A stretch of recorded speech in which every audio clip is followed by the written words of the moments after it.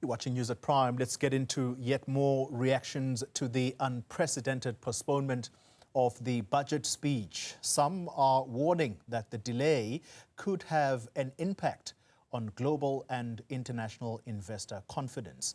Let's speak now to Krutham Political Economy Global Lead, Peter Attard Montalto, who talks to us from London this evening. Peter, good evening to you and thank you very much for your time. We have seen immediate market reaction to this postponement, the rand taking a knock and also the bonds not performing very well. How does this postponement impact on investor confidence? Good evening. Well, I think we separate out two separate issues here.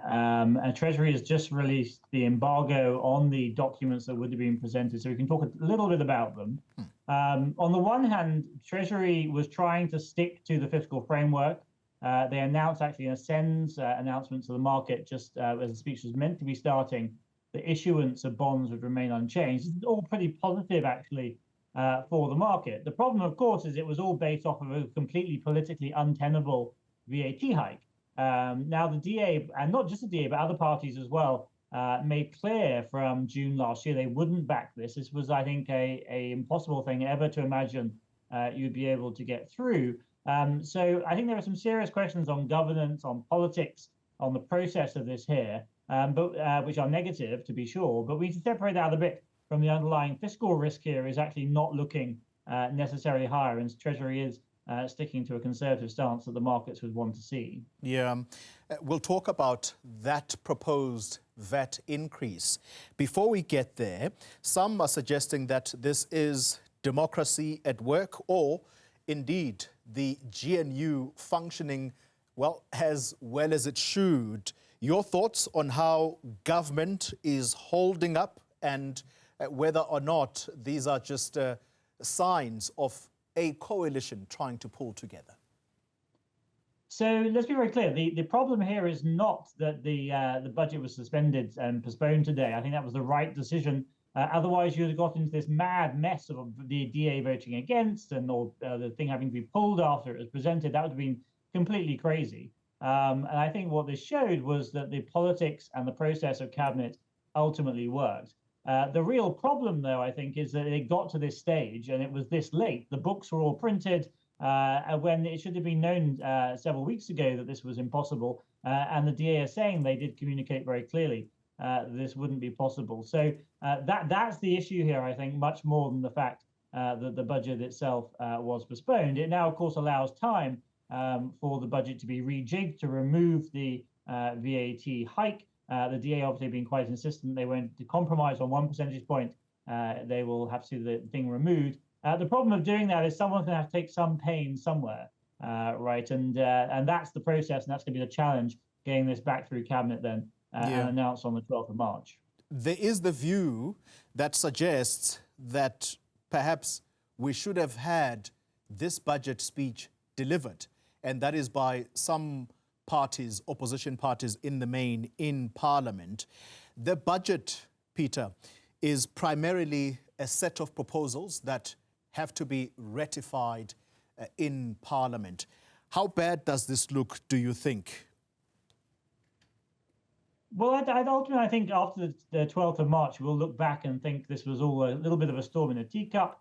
Hopefully, I think we'll actually see the GNU come out of this stronger. I think we've complained a lot. I think I've talked on this program before. It's a big problem that we don't have a coalition agreement. The clearinghouse doesn't work. The dispute resolution mechanism is very shaky. And I think through this process, hopefully the GNU can actually be stronger so it can last us the full 5 years. But no, I think this opposition party view that it should have been presented anyway is clearly mad, right? I mean, it just makes no sense if the government isn't behind its own document and the collective of government isn't behind its own document. So no, I think we can just dismiss that as being quite a mad suggestion. Yeah.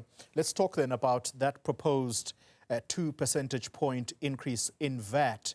There is the suggestion that it could have been just a corporate tax that is proposed here, or indeed pay as you earn. Your view about this kind of tax? I spoke to someone earlier who says a VAT increase is a regressive tax. Why are so many people opposed to it? Because ultimately it hits the lower middle class in particular, who are not really going to particularly benefit from the zero rating that's offered, and who are going to have the tightest pockets. Let's not forget in this environment that the labour market is pretty shaky. We've hardly seen a massive recovery in the labour market. Actually, the better unemployment data this week was partly caused by people leaving the labour market, which certainly isn't a positive. But I think the thing we have to really remember is that in terms of tax levers, Treasury actually doesn't have a ginormous number of tax levers here.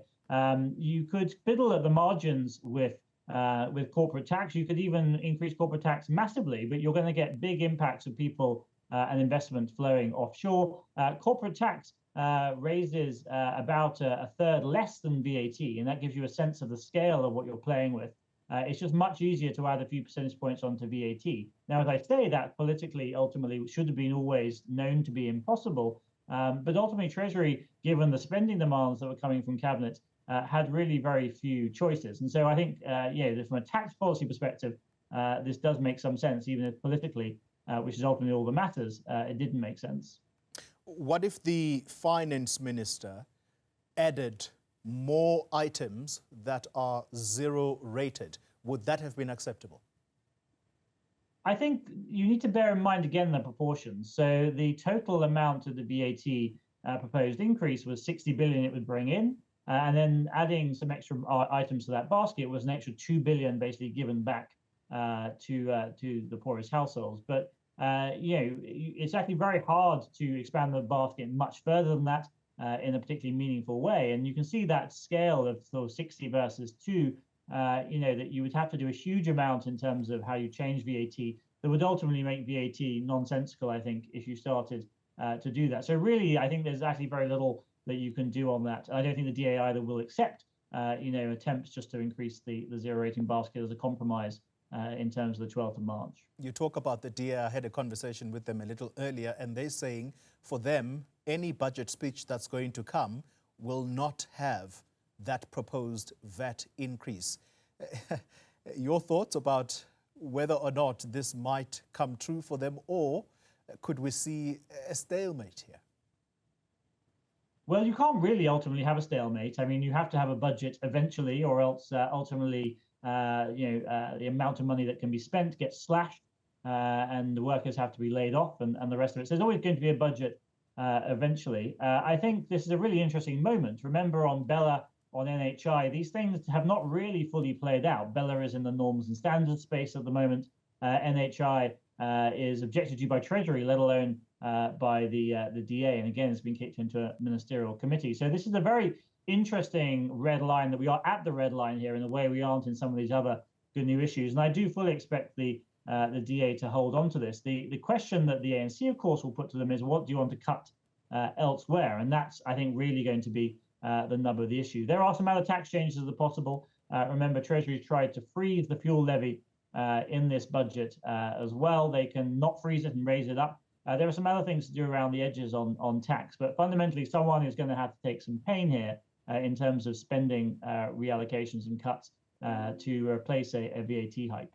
Let's end off the conversation then with what we started with, and that is investor confidence, both domestically and international investors, not forgetting that this is the year of the G20, meaning we're being closely watched. For you, how important is it that this government of national unity is seen to be pulling together? Well, I think, as I said, this is a test moment, and we've not really fully had that in the GNU. We've seen, I think, the ANC being able to successfully pull a fast one on the DA in some instances. But I think if we can come out of this stronger, that's definitely positive. We can get a stronger GNU out of this. That's definitely positive for investors.